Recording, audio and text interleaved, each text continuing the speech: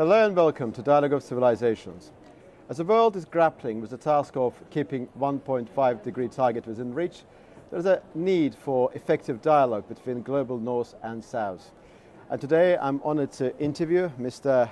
Jorge Moreira da Silva, Under Secretary General of United Nations and Executive Director of United Nations Office for Project Services.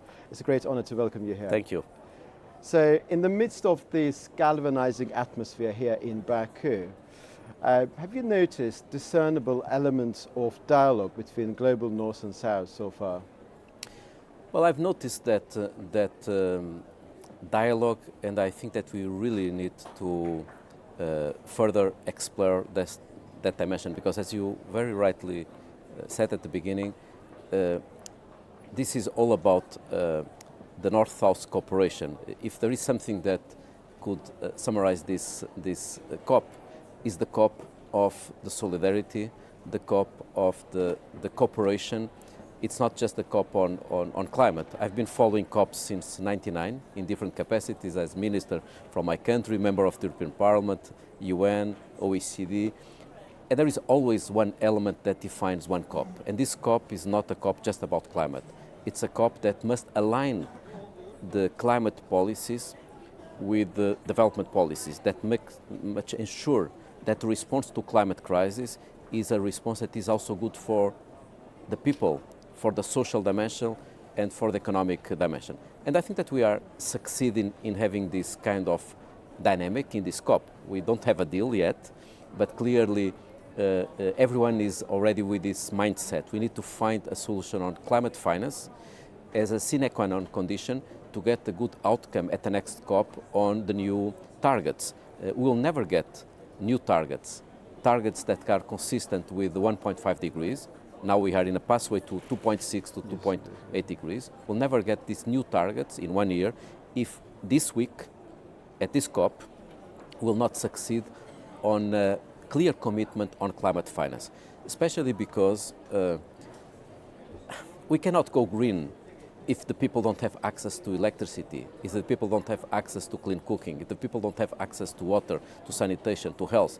And the dilemma that most of the developing countries are facing is they are being asked to go green at the same time that they are facing disproportionate effects of climate change for emissions that they did not generate, and at the same time they are still dealing with significant elements of poverty and inequality. So we really need to go green globally, but knowing that it's only possible to have a sustainable growth if we generate also dividends on the social and economic dimension through solidarity and cooperation between the North and the South.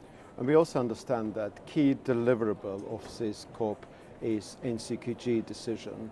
And we know that yesterday by late evening the draft text was finalized. To what extent are you hopeful that finally, towards the end of the conference, we will be able to get that decision on climate finance goal? Well, rather than being optimistic or pessimistic, I really want to state the obvious, which is we must get a deal. Yeah. The clock is ticking. Yes. The capacity to reach 1.5 degrees, it's, as you said, still within reach, but it depends on the agreement on climate finance. Let's not make a big drama about this, because it's possible. We have in the financial market, all the capital market, all the financial market, I would say broadly, more than $500 trillion of assets, most of these assets under management. We just need a small bit of this. We need just 2.4 trillions every year to support developing countries both on mitigation and adaptation to climate change. So the money is available. We just need a clear commitment to align those financial resources with the top priority for the world, that is climate. Look, if there is something that is important for the people, it's climate. We are seeing that today. Couldn't we direct less than 1%? It's really 0.5% of the availability in the financial market to climate. So that's why the negotiations on the climate finance are important. Why? Because this time it shouldn't be just about concessional finance. Public money alone won't fix the problem. the numbers are very easy to understand. ODA, the Official Development Assistance, it is the cooperation from the north to the south through public money. It's around $230 billion. We need $2.4 trillion just to developing countries every year on climate. Obviously, even if we scale up the public money, it will never reach the degree that is needed on the scale of the trillions. So we need this time, differently than the previous agreements that we had on the $100 billion in Copenhagen in the COP15. This time, the number, the target, the yardstick should not be just about public money. It also needs to integrate climate investment. So it's not just the climate provided by donors, the governments, but it's also the capacity of the public money to leverage private money, to crowd in public and private, and to mobilize all sorts of finance for indirect investment, blended finance, impact investment, private finance. And I'm very optimistic on this. Why? Because from the document that was presented, and even if there is still significant disagreements on most of the details, we are no longer talking just about public money. The numbers that are on the table, the 1 trillion to 1.3 trillion, it's public, but also all sources of finance. And this is good because what you cannot measure, you cannot manage. And if you don't put a yardstick on all finance, you will not be able to manage this commitment. So let's see. Of course, there are differences among member states on the negotiations. There are lots of details. It will be a very intensive week of negotiation this week and next week, but I'm sure that we'll find a way. Otherwise, nobody will forgive us. The world, the people, the current generations and the new generations will never forgive if in Baku, in 2024, we were not delivering what this generation is responsible for. Getting a deal that put us in a pathway to the 1.5 degrees. Indeed. Back to those divisions between global north and south. What we heard from the countries belonging to the global north side, they are saying that already there are those countries who were developing countries back in the early 90s, such as China and the Gulf countries. They should contribute more. And what we noticed in the deliberations of global south countries is that global north is evading its responsibilities. We see that there are differences, frictions. Already you partially replied to this question, of course, but what are the other ways of bridging divides between these two camps?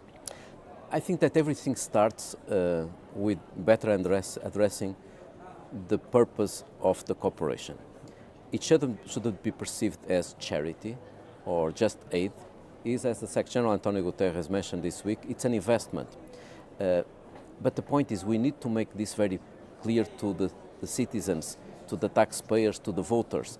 It's important that political leaders spend some time explaining why when the North, the rich economies, provide more support to the South, is not something that they are just doing for the good, and they should do, but it's also an investment on global security and sustainability.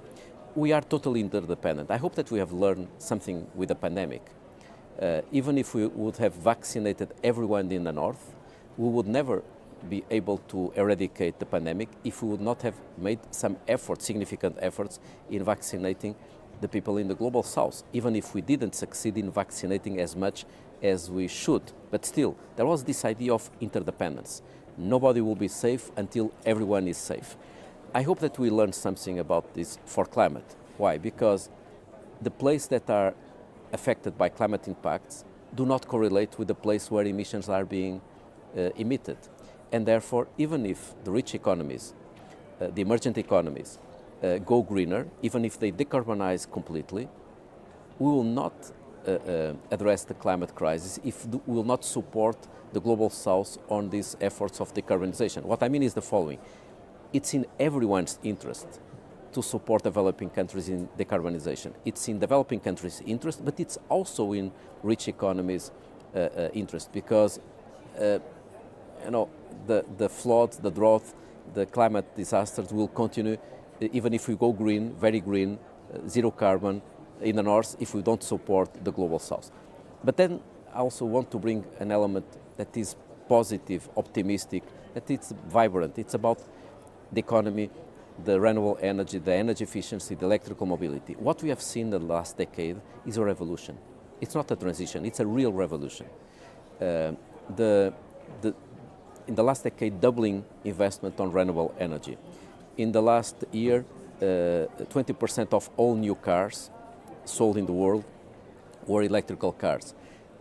Solar and wind is now the cheaper source of energy for electricity in almost all countries in the world. What means is the tech is there, the science is there, the entrepreneurship is there. We just need to ensure that these benefits are equally shared globally, because the risk, I'm quite optimistic on the low carbon pathway, but not so optimistic on the equality dimension. So we need to really ensure that not just the path is right, but also the pace. We need to go faster and we need to go together. And this element of collegiality and cooperation, it's a topic for this COP in Baku in Azerbaijan. Well, thank you very much indeed for this opportunity. I'm so grateful to you. Thank you.